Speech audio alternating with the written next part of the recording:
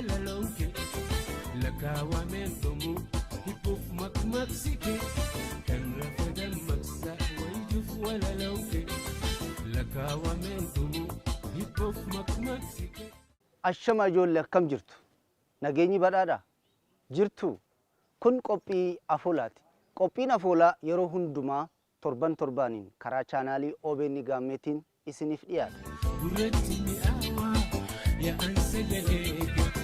Qophii afoolaatiin gosoota afoolaa akkasumas immoo akaakuu afoolaa cinatti ammoo afoolonni akkamiin ergaa dabarsuu ka jedhu hubannoo argatu. Egaa ijoollee akkuma kanaan dura afoola gosa gara garaa isiniif dhiyeessaa ture. Torbee kanas afoola oduu durii qabadhee isiniif dhufee jira. Osoo gara oduu durii yookaan sheekottiin seeniin ijoollee afoolli maali? Ijoollee afoola jechuun waan afaaniin akaakayyurraa abbarraa ilmatti darbaa as gahe kan dhaloonni afaanumaan aadaadhaan walirraa barachaa as gahe yeroo har'aa kanatti garuu afoolli hedduun bifa barreeffamaatiin barreeffamee kitaabolee gara garaatiin taa'ee jira. Barruuleedhaan taa'ee jira. Barreeffamee oguu jennu kitaaba barnoota afaan Oromoo, kitaaba barnoota gadaa kan akkana fakkaatan keessatti kitaabolee og-barruu daa'immanii keessattis barreeffamee taa'ee jira. Afoola jechuun daawwitii hawaasaa kan uummanni keessatti of argu kan wal akeekkachiisuun, wal barsiisuun, wal hubachiisuun, hubannoo walii kennu, fakkeenya wayitti qabachuudhaan kan nama barsiisu. Akkasumas immoo afoolli kan naannoo barsiisu.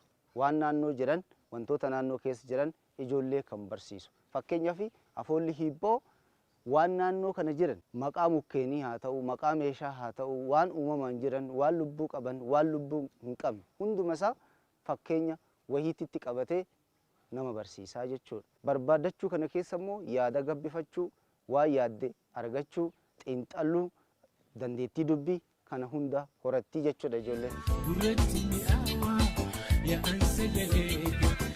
Afoolli har'aa oduu durii yookaan sheekoodha ijoollee. Oduu durii yoo jedhan maal jettanii deebistu? Gaafataan oduu durii yoo jedhe deebisaan maal jedha? Gadi guurii jedha. Gadi guurii jedha jechuudha. Sheekoo yoo gaafataan jedhe immoo sheekoo hariiroo jechuudhaan deebistuu jechuudha. Oduu durii gadi guurii jettanii bara durii biiftuu fi abaaboo yookaan ililliitu waliin ture jedhama. Biiftuun hojiin isii yeroo hundumaa uumama lafarra jiru kanaaf ifa kennuudha, ho'a kennuudha, keessattuu biqiloonni akka nyaata qopheeffatan gargaaruudha dalagaan isii.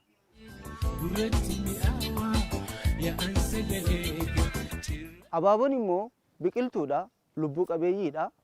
Biiftuun aduu natti baay'iste, biiftuu yookiin aduun ho'a natti baay'iste jettee wayita ganamaa ni jaalatti. Wayita aduun sa'aatii orra'ee, aduun sa'aa orraarra ga'ee orra'ee sa'aa afuriin booda aga sa'aatii 8-9 gahutti hanqa sa'aatii 10titti jechuudha. Ni ho'iti miti aduun ijoollee. Kanaafuu ganama biiftuu jedhamti. Adaduma ho'aa dhuftuun aduu jedhamti. Aduunis maqaa lamaan kanaan beekamti. Dalagaanis biqilootaa fi bineensotaafis ho'a kennu, ifa kennu, jireenya guddina isaanii keessatti, marsaa dhiigaa keessatti tajaajila guddaa qabdi jechuudha. Abaaboon immoo waan kanan beektu aduu natti baatee maaloo amma na dhiisi jettee bakkuma teettu dhiiti yookaan bootti yeroo hundumaa jechuudha. Abaaboo maaliif bootta jettee biiftuun gaafatti. Abaaboo gaafatti. Abaaboon immoo ilillii yookaan daraaraa jechuu kiyya. Akkasitti naa qabadhaa. Ilillii yookaan abaaboon ni bootti. Maaliif boottaa jettee yoo aduun gaafattu yookaan biiftuun yoo gaafattu maal jettee deebisti? Ho'a kan keetu natti baay'ate. Kanaafuu ani ho'a kan kee hin barbaadu. Narraa qabii jettiin. Ani hundumaafan ifaa. Ilaa biiftuu siin galle malee ani hunduma uumama lafarra jiru kana hundumaaf qixxee ifaa. walqixa tajaajila kennaatiin jira. Hojiin ani isinii kennu ho'aa fi ifaa fi ho'a isiniif kennuudha. Uumama lafarra jiru kanaa hundaafuyyuu. Atilleen uumama lafarra jiru keessa isa tokko yookaan ishee takka waan taateef atumti mala ittiin gara gaaddisatti siqxu barbaaddadhuuti yoo ho'isitti hammaate gara gaaddisatti siqi.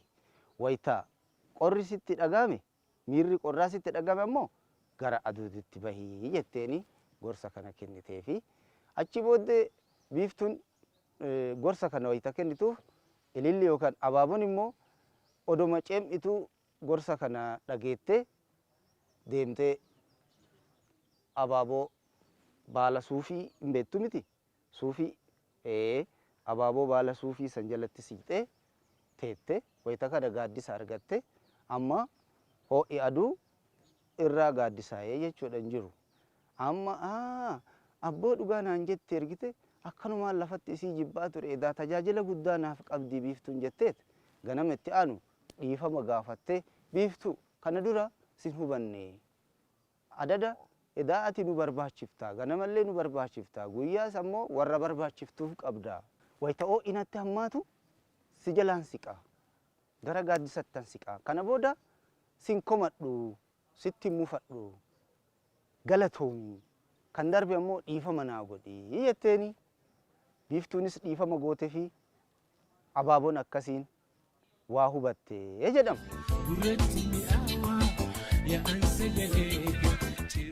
Egaa ijoollee oduu durii kanarraa maal hubattu? Oduu durii kanarraa maal hubattu?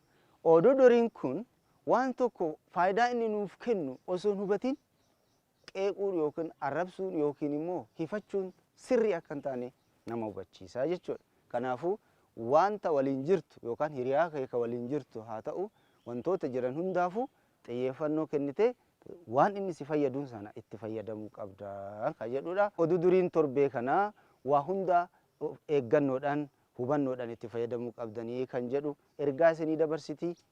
Oduu durii torbee kanaa kanumaanan xumura torban afoola keessaa mata duree biraa qabadheen isiniif deebi'a. Hammasitti ammoo nagaatti ijoollee. Nagaatti.